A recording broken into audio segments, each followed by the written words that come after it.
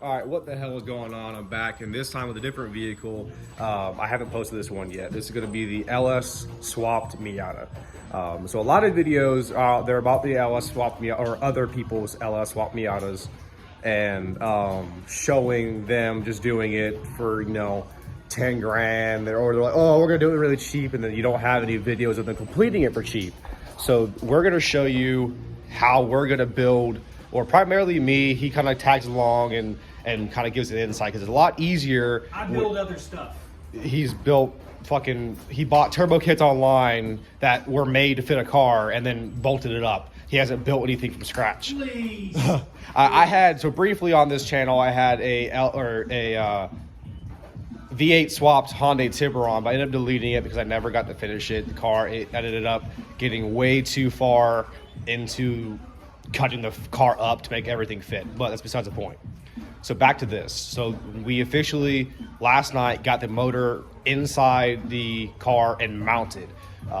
Roughly where the $5,000 kit puts the motor, actually. It's almost exactly where it'd be at, other than the fact that we're using truck style intake and truck style accessories. This is where it's gonna sit at. So you can see there's a hole in the hood to make the truck style intake fit, but that's the whole point. We want to make this build for as cheap as possible. So what we're going to do is that now that there's a hole in the hood, we know that it clears. I'm going to buy a aftermarket, off of Amazon or eBay, buy a hood scoop and make the hood an aftermarket hood for cheap, rather than buying, a really stupid expensive ass hood. So this car has no struts, no brakes, but I'm not going to include that in the total price, just because of the fact that normally when you have a car, it probably already has struts and brakes on it. So let me go ahead and actually show you the $50 motor mounts that we got from eBay, or Amazon. Actually, it was Amazon, how they fit.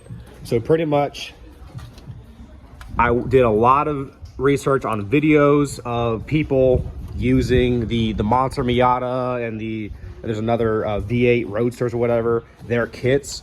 I'm not sponsored by them, so don't think this is a video from them or have anything to do with them at all. I'm just mentioning them because that's the kits that cost a whole bunch of money that I couldn't afford. So this here is the universal motor mount from Amazon, and that I welded to the stock subframe, so anybody can do this. So pretty much that shows you there. So I gotta get these lines and move them so that the motor is not almost, because they're not touching the motor, but they're pretty close. But you see, motor is clear of the firewall. I notched down there. It didn't even have to notch it that big, but I did anyways. So you see how much room is down there. Hopefully you can see it. I'm not sure if I can, because I'm using my phone to record this video. But so I don't have the headers yet, and right now the oil pan is not on the car because I don't have a low profile oil pan.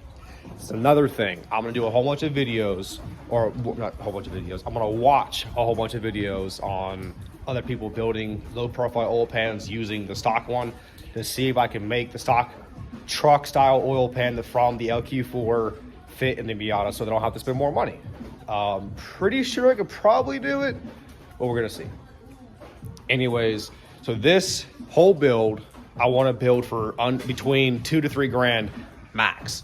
Right now, I am actually positive $150 to build this car so far. And the reason being is because the motor came out of a 2001 Chevy 2500 HD, the 6.0 LQ4 iron block aluminum heads.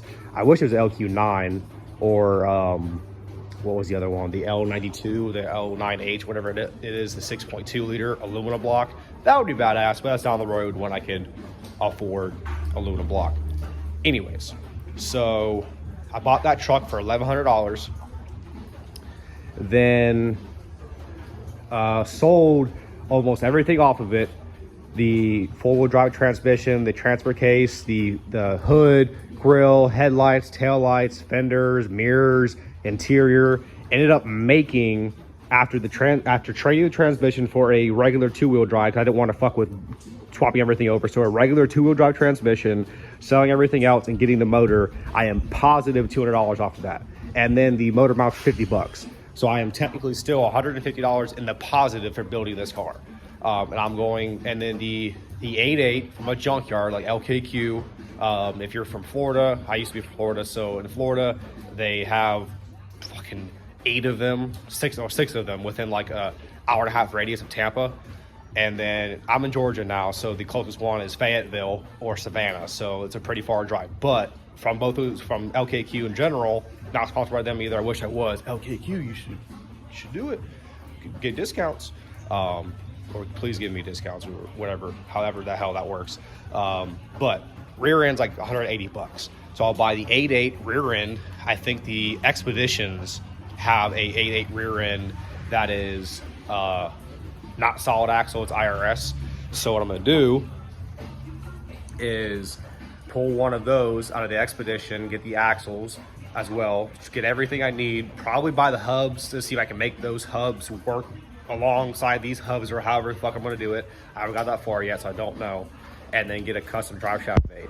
So I'm hoping with the drive shaft, the rear end, have everything mounted, 'cause I'm gonna build custom mounts for those two, have less than $800 in that whole back half of the car. I already had the transmission.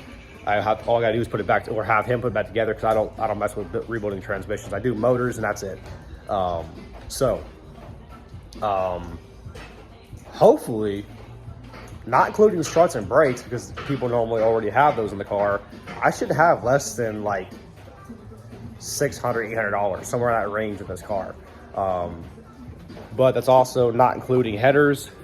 So I'm probably gonna have to buy those, so maybe add 200, 300 bucks for some cheap, you know, shorty headers that I can, I'm gonna chop this area right there in the firewall on both sides and then shoot the headers down through there.